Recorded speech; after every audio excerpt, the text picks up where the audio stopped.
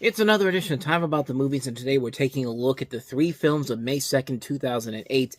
And welcome to one of the greatest summers in movie history. In fact, truth be told, since the week I'm recording this episode, which, by the way, this is actually coming out on the third anniversary day that Time About the Movie started. So we're now 3 full years into doing this show, which is incredible to think about, since I'm closing in on 1,000 episodes at this point, and it's amazing how in 3 years I've been able to get to this mark already. So I feel like I've accomplished something. So at least that. But what I was trying to say is that when I was the week I'm doing this, I'm going to be doing talking about the movies episode, talking about the best and worst movies of the last, is not this week, but I'm starting to do these 20th anniversary specials, focusing on, the best and worst movies of the decade so far, and then later on this year I'll do the best and worst movie years of the last 20 years I've been covering films. And I say this because 2008 just so happens to be the best movie year I've seen in the last 20 years. I did like a list of all these different movie years, and you want the proof of that? There you go. I took that from Box Office Mojo's list of the 200 movies for each of those years, and yeah, when I look at this list, 2008 definitely had the most movies that I remember enjoying a lot of, and it was a groundbreaking year. It had a great summer, too, with a lot of really good movies, and specifically, it had one major game changer. And why am I building this up here? I mean, we're already past the mark where I usually would have shown the trailer by now, but no, we're getting to the major game changer that kind of set the tone for what the next 17 years now, since we're in 25, what the next 17 years would be in terms of where studios would go to try to copy the success of something. This is the movie that literally began one of the most notable trends of recent memory, and that, like I said, it's a game changer. This movie is the definition of a game changer.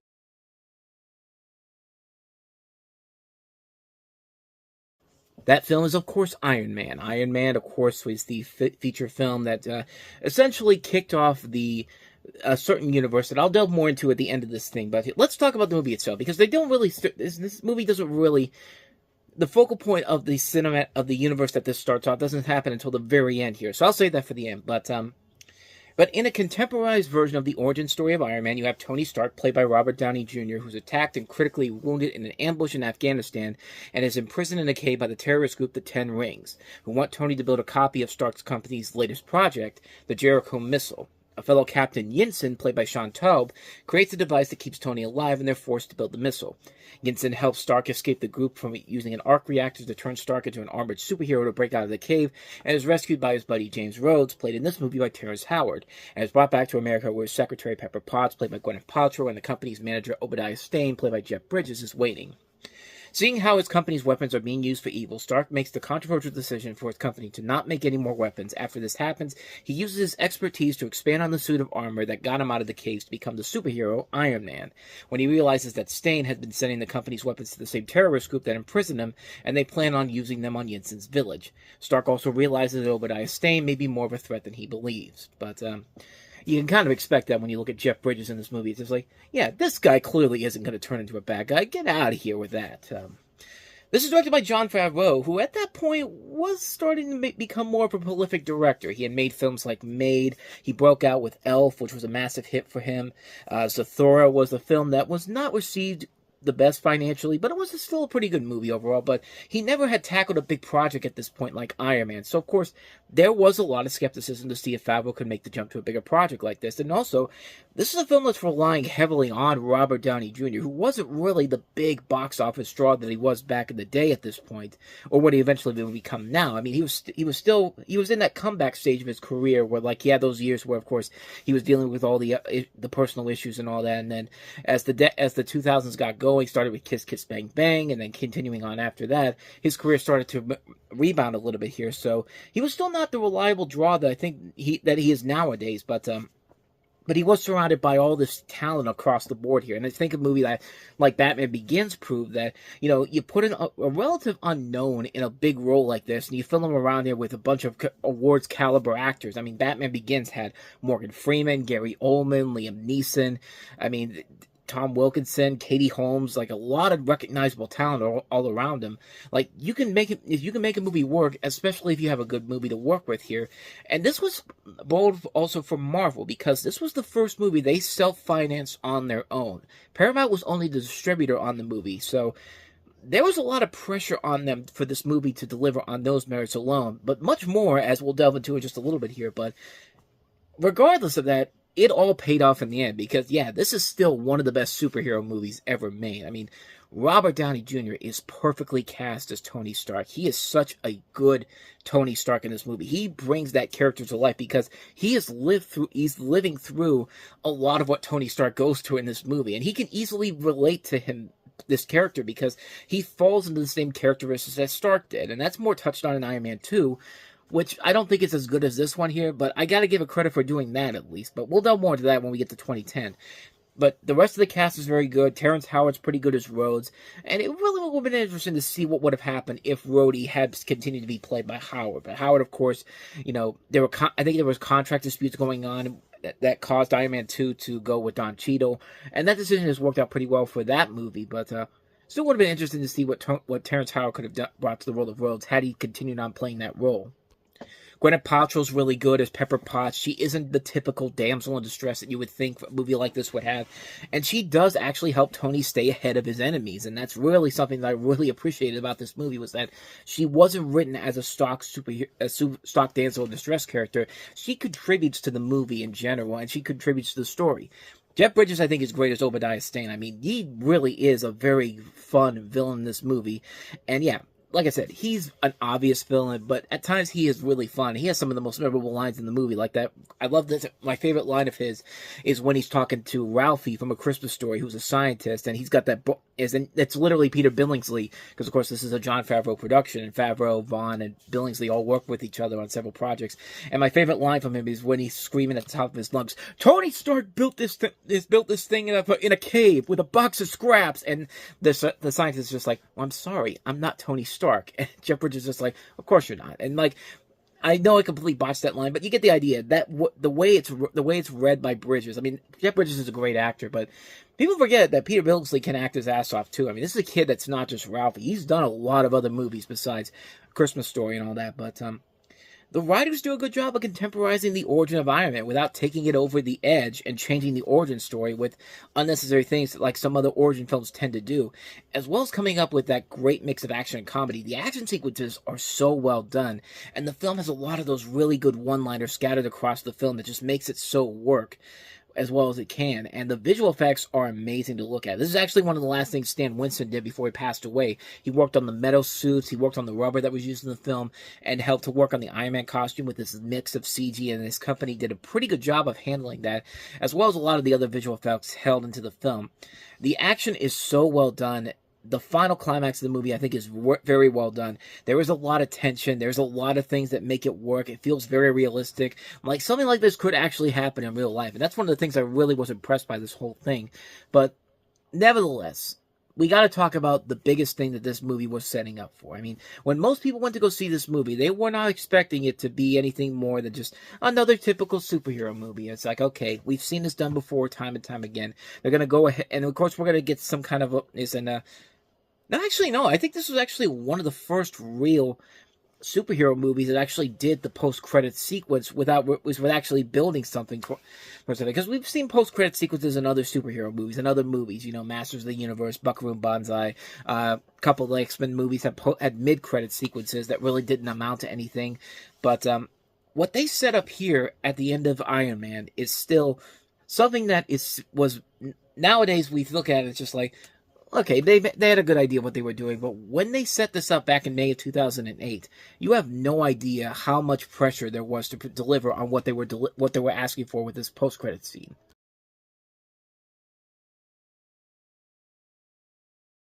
Eight words. I'm here to talk to you about the Avengers Initiative. 8 words that we thought at the time was cute. Okay, very ambitious of you to think that this is going to be something that you're going to actually do. Because they've been talking about doing these other movies for a while now, setting up all these different movies to set up into this one big epic adventure that they were going to put together. And even back when this summer happened, there was a lot of skepticism that they were actually going to do it. But the plan was to simply do this. Iron Man was supposed to be the first film of this new universe, and then we were supposed to get the Hulk, the new Incredible Hulk, which comes out later in the summer, and then it was going to be Thor, then it was going to be Iron Man 2. No, it was Iron Man 2 next, and it was going to be Thor in 2010. Then 2000, I think it was. I'm trying to remember what it was. I think it was Thor in 2009, Captain America in 2010, and then it was all going to lead up to the Avengers in 2011. Of course, Iron Man became the successful film, and so they added a sequel to that, and so they moved around the dates around. But the Incredible Hulk not underperforming, everyone thought that it was going to put a damper on what they were going to do with this, but what really changed the whole thing was when Disney came in and bought Marvel. I think when Disney bought Marvel the following summer, it essentially said that, oh yeah, they're doing this. And sure enough, what followed over the next 4 years was a ride of very good movies all across the board. I mean, this movie's great. The Incredible Hulk's a great movie. Iron Man 2, not as good as the first one, but still pretty good. Thor, probably the weakest of the bunch, and Captain America, which is one of those ones I like to watch all the time. And then, of course, that led into the Avengers, which the Avengers became, and the Avengers, of course, became the movie that everyone thought wasn't going to happen, and then all of a sudden it did, and it turned out to be one of the great cinematic experiences that you will ever have. And the rest is history. I mean, they spent the rest of that decade of the 2010s at Marvel, like, becoming the star, the big focal movie of the year for the next 10 years, up until the COVID year.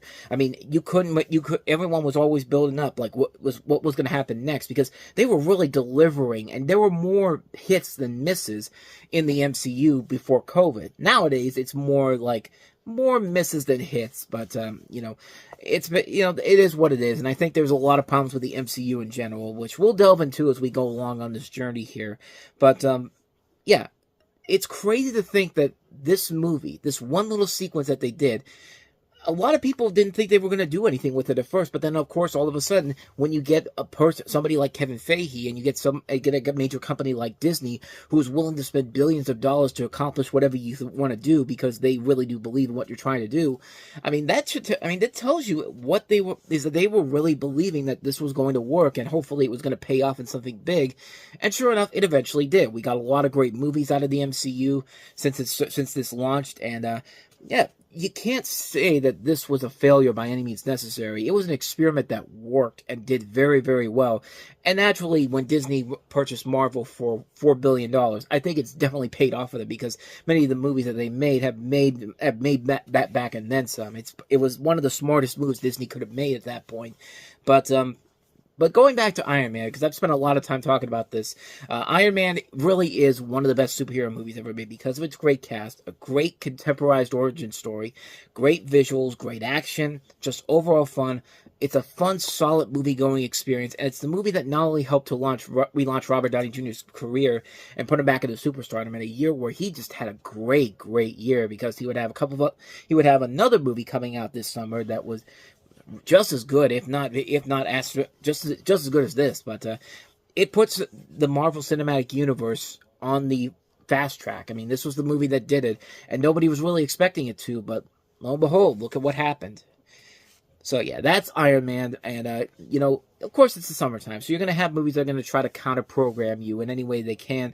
Here's Sony's attempt to counter-program Iron Man. Here's Maid of Honor.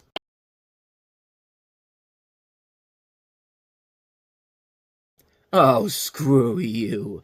Did I forget to mention that this was directed by the same guy that gave us such memorable classics as Leonard Part 6, City Slickers 2, The Legend of Curly's Gold, and Crocodile Dundee in Los Angeles? Okay, you already want me to move on to the next movie, but sadly, this is what we have to deal with here, folks. Patrick Dempsey is a lifelong playboy who falls in love with his best friend, played by Michelle Monaghan, only to have her get engaged. She asked him to be his maid of honor, which, if you're getting married 6 weeks after you meet somebody, that should be a red flag right there. I don't understand these romantic comedies where, they have to get married immediately. This isn't like Aladdin, where there was literally a law in place where Jasmine had to get married to somebody before her 18th, I think it was her, what was it, her 16th or 18th birthday? I can't remember what it was, but she had to get married before a specific birthday, and there was only a couple of days for her to do that. And, I mean, in this movie, it makes no sense to do that whatsoever. Like, this is, if you're not already turning away from this movie at this point, then clearly I can't help you with this, because my God, this movie is absolutely horrible. And of course, this is being made because Patrick Dempsey found newfound fame on Grey's Anatomy playing McDreamy, like the stupidest name ever, on a show that's still going on even to this very day. And this movie sucks. This is a terrible movie that wastes too many good talented actors. I've seen Patrick Dempsey be good and stuff.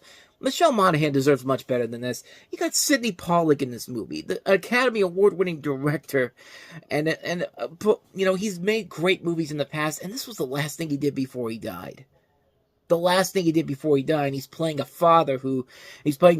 Patrick Dempsey's father, who's entering his sixth wedding with so many different women in this movie. Like, this movie sucks. I don't have anything else to say, but this is a terrible movie. I don't buy into anything that's going on whatsoever. The comedy is lame. Did you expect anything less from the same guy that made Leonard Part 6? Really? So yeah, not much more to say about that one. I mean, that one is too easy to pinpoint that, yeah, this is a terrible film. So let's go ahead and turn it around with our last film here. We have a really good film to end this show on. Let's take a look at Son of Rambo.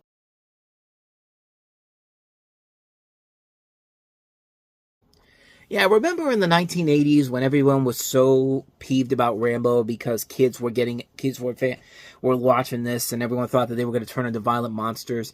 Who would have guessed that that Rambo would have made for an uplifting coming-of-age comedy in which you have a young boy during Margaret Thatcher's Britain, which is I guess a thing in this world, but it's a coming-of-age story about two schoolboys, one of them played by Will Poulter, who would later go on to star in We're the Millers, and their attempts to make an amateur film inspired by First Blood.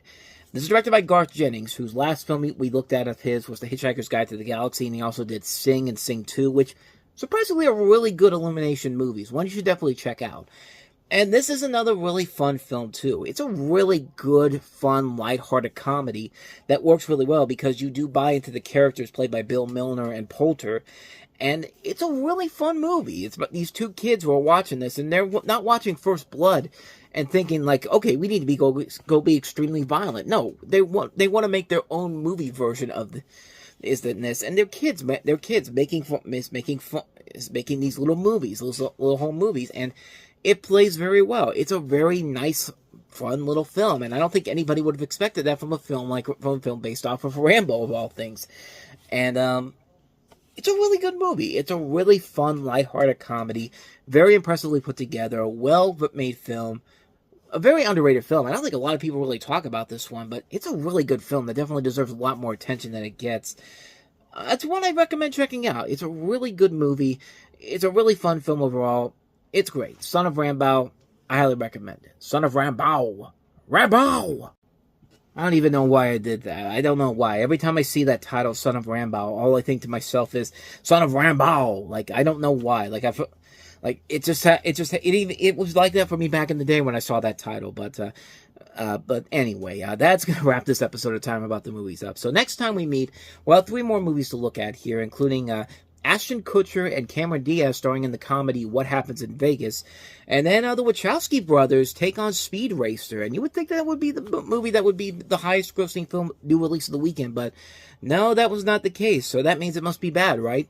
Well, we'll talk about it next time around. But we'll also take a look at David Mamet's Red Belt, starring Chiwetel Ejiofor and Tim Allen in a very dramatic role, very different compared to what we used to seeing him in. But we'll take a look at those 3 movies. That'll be coming up tomorrow. But until then, thank you so much for watching. And if you enjoyed this video and want to see more like this, please go ahead and hit the playlist on the next page. Check out the previous episode. And also, don't forget to hit the like, subscribe, notification button, and the bell, because you get updates on when new videos come out. And we do post new videos here every day. So with all that said, I'm off. I'll see you guys next time. And until then, as always, take care.